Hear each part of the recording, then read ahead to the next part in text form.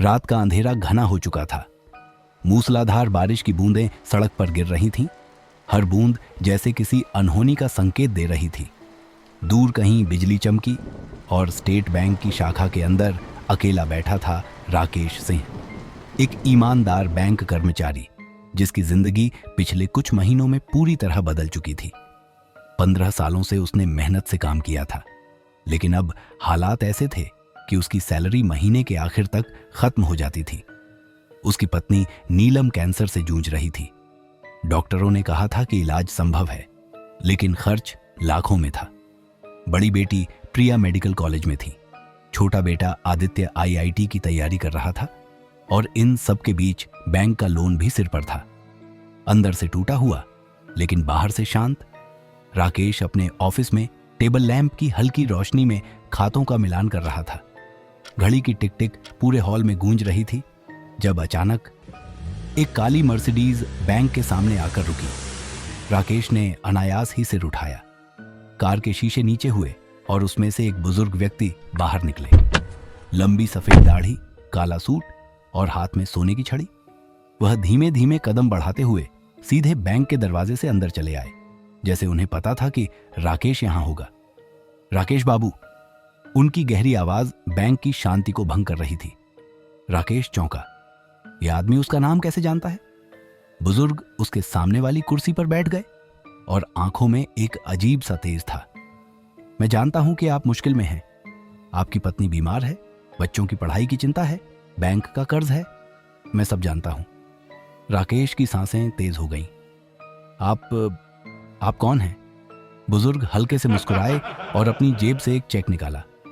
50 लाख रुपए का। यह आपका है, बस एक छोटा सा काम करना होगा। आज रात ठीक 12 बजे सिर्फ 5 मिनट के लिए बैंक की तिजोरी खोल दीजिए। राकेश के हाथ कांपने लगे। 50 लाख? इतनी रकम से उसकी सारी परेशानियां खत्म हो सकती थीं। नीलम का इलाज, प्रिया की मेडिकल की फीस, आदित्य की तैयारी। पर ईमानदारी? उसने अपने पिता से सीखा था, सच्चाई और ईमानदारी सबसे बड़ी दौलत होती है। उसने धीरे से अपने पिता की दी हुई अंगूठी को छुआ, जो हमेशा उसकी उंगली में रहती थी। कुछ ही सेकंड में उसकी पूरी जिंदगी आंखों के सामने घूम गई। वह चेक की ओर बढ़ा, लेकिन तभी हाथ पीछे खींच लिया। उसकी सांसें तेज हो गईं। उसने धीरे से जेब से मोबाइल निकाला। उंगलियां कांप रही थीं, लेकिन उसने पुलिस का नंबर डायल किया। हेलो, मैं स्टेट बैंक से बोल रहा हूं। यहां कुछ संदिग्ध गतिविधि हो रही है। बाहर घड़ी ने ठीक 12 बजाए।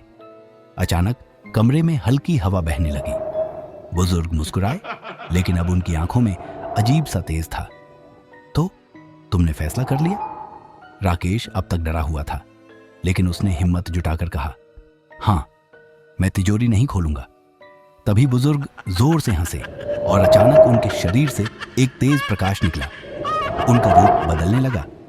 उनकी आंखें लाल हो गईं, चेहरे पर दैवीय तेज था। राकेश घबराकर पीछे हट गया। मैं यमराज हूं। उनकी गूंजती हुई आवाज पूरे बैंक हॉल में फैल गई। हर 100 साल में हम किसी ऐसे व्यक्ति की परीक्षा लेते हैं जो मुश्किल हालात में भी अपना ईमान नहीं खोता। तुमने लालच को ठुकराकर सही निर्णय लिया राकेश। राकेश स्तब्ध खड़ा था।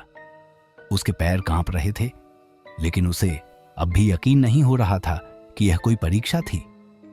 यमराज ने अपनी सोने की छड़ी उठाई और बोले, तुम्हारी ईमानदारी का इनाम तुम्हें मिलेगा। जाओ, अब तुम्हारी जिंदगी खुशियों से भरी होगी। अचानक एक तेज झोंका और यमराज गायब हो गए। अगली सुबह बैंक के चेयरमैन का फोन आया। पुलिस ने रात को एक बड़े बैंक डकैती गिरोह को पकड़ लिया था, जो उसी समय बैंक लूटने वाला था। अगर राकेश ने तिजोरी खोल दी होती तो बैंक लूट लिया जाता और वह भी जेल में होता। चेयरमैन ने न सिर्फ राकेश को प्रमोशन दिया, बल्कि बैंक ने नीलम के इलाज का पूरा खर्च उठाने का फैसला किया। बच्चों की पढ़ाई के लिए स्पेशल स्कॉलरशिप दी गई। 10 साल बीत गए। अब राकेश रीजनल मैनेजर था। उसकी जिंदगी अब स्थिर थी।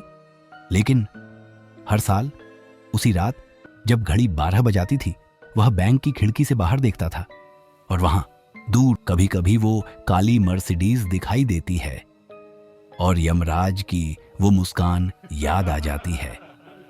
दोस्तों, ये कहानी हमें सिखाती है कि जीवन में कितनी भी मुश्किलें क्यों ना आए, अपना ईमान कभी नहीं खोना चाहिए, क्योंकि ईमानदारी का फल हमेशा मीठा होता है।